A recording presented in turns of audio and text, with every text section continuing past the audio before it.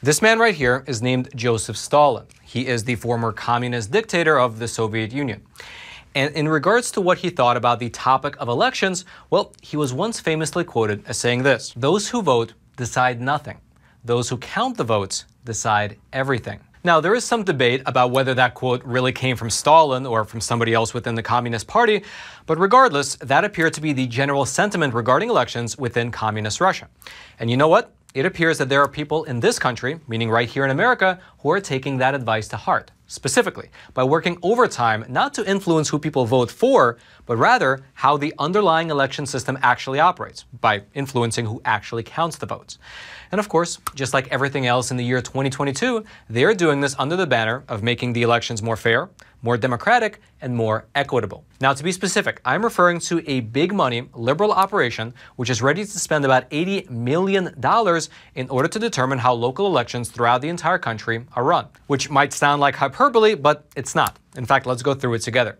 The organization is called Run for Something. It's a political action committee founded by one of the former directors of Hillary Clinton's presidential campaign.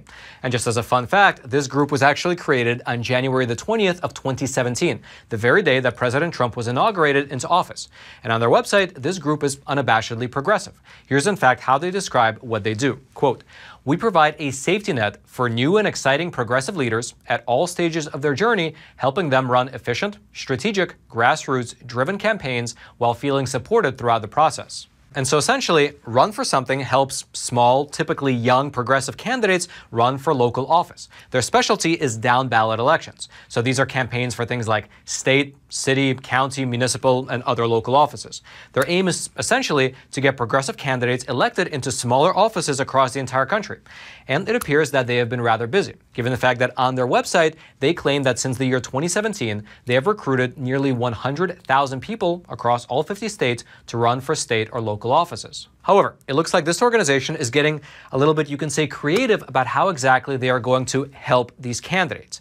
That's because exactly 3 months ago today, Run for Something launched a new $80 million initiative in order to help elect thousands of local election clerks, election supervisors, registrars, recorders, as well as other local officials that are charged with running local elections. Essentially, with their new initiative, which just for your reference, they called the Clerk Work Initiative, they moved their focus further down the chain, from the candidates on the ballots to instead the individuals who are charged with distributing, collecting, administering, and counting the ballots.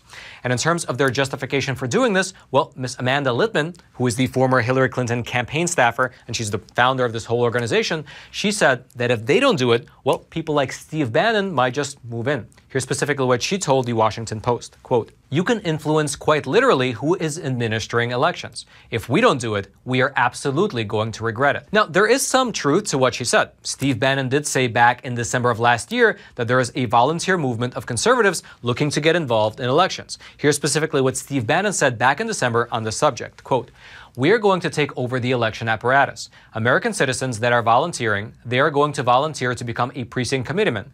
They are going to volunteer to become an election official. They are going to come and run for county clerk and overthrow those incumbent county clerks." And so, using Steve Bannon's comments as their impetus, Run for Something sent out a message via Twitter a few months before formally launching their initiative. Here's specifically what that message said, quote, "Steve Bannon is recruiting people to run for local election administration. So are we. But you know, for democracy. If you want to run for a position like city or county clerk or any other local position, we want to help." And then they list their website. And so, as you can see in their initial message, they just wanted to help local citizens get involved in their elections. However, that has now morphed into something much larger. And it's worth noting that helping local citizens get involved in elections is a significantly different matter than an $80 million project to, as the Daily Signal puts it, quote, "place party activists in election supervisory posts." Now, in case you're not aware, local election clerks, as well as local election supervisors, they are generally the people within a given municipality who are empowered to both interpret as well as to enforce the election regulations of their given state. And oftentimes, these election clerks are given broad discretion on matters like whether or not to count absentee ballots that come in after Election Day, how strictly their municipalities enforce things like voter ID or signature matching requirements, and they generally get to decide how closely poll watchers are allowed to monitor ballot counting on Election Day. Now, even though the Clerk work project was just established a few months ago, the politicization of election officials has actually been a growing controversy for many years. Now, of course, everyone remembers the cardboard boxes that were placed over top of windows during the 2020 election cycle, but let me give you a few other recent examples. Last month, over in Philadelphia, a former Democrat congressman named Michael Myers, he pled guilty in federal court to bribing the city's election officials in order for them to stuff ballot boxes in their local races. Then, back in 2018, a Florida judge ruled that the supervisor of elections for Broward County, she had violated the law when she destroyed ballots from a Democrat congressional primary. And frankly, it's not only in recent years. In fact, a decade ago, in 2012, a Democrat official who was the county clerk in Lincoln County, West Virginia, he pled guilty to stuffing ballot boxes as well as falsifying absentee ballots. And frankly, this is not even a partisan issue. For instance, also back in the year 2012, a Republican county clerk in Waukesha County, Wisconsin, she agreed to step down from her post after she said that a quote-unquote human error led to the late discovery of 14,000 uncounted votes in a highly contested election. However, moving forward, according to Mr. Hans von Spakovsky, who is a former member of the Federal Election Commission, he says that having a nationwide project, which is quite literally dumping $80 million to elect partisan election supervisors, is a real threat to the independence of the entire system. Here's specifically what he told the Daily Signal. Quote, "It is a very dangerous development for local election officials who are supposed to be objective and nonpartisan. This group is trying to elect political consultants and political activists to these positions, with the potential for meddling with the election results and further undermining confidence in elections."